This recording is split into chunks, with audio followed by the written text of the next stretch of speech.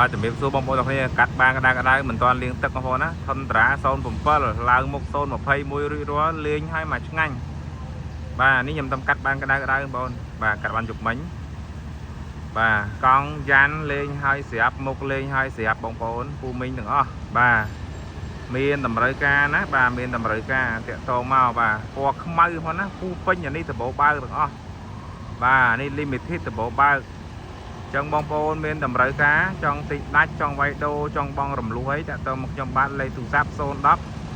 71 7448 071 518ការ៉េ2 Telegram មានទាំង2ខ្សែបងប្អូនណាបាទហើយឡាននេះខ្ញុំបញ្ជាក់07 Limited ដបោបើកពង2នេះពូពេញហ្នឹងបងប្អូនបាទហើយយើងឡើង021រួចរាល់បាទយើងឡើង021រួចរាល់តែម្ដងចឹងបងប្អូនដែលមានតម្រូវការអាចតាក់ទងបានណាតម្លៃល្អមែនតើបាទ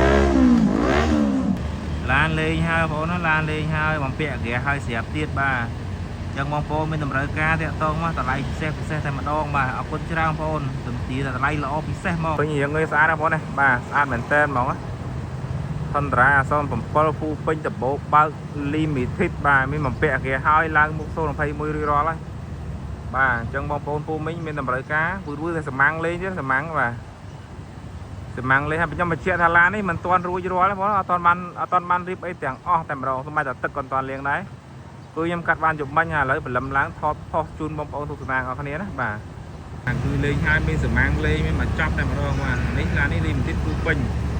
កង់យ៉ាន់មកលេងអស់ហើយបាទជេបអលផមកាយើងលេងឲ្យស្អាតបាទតែម្ដងទាំងអស់តែម្ដងនេះបាទទិភាពដែលយើងកាត់បានព្រាមៗមកណាបាទ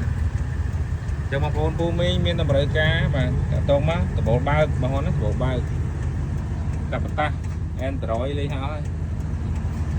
ស្តុបក្រោយស្តុបអីក៏លេងហើយណាបងស្តុបក្រោយស្តុបអីលេងហើយកង់អីរៀបមកសេតតែម្ដងឡាននេះបាទមកចប់តែម្ដងហើយសម្ាំងលេងទេសម្ាំងបាទ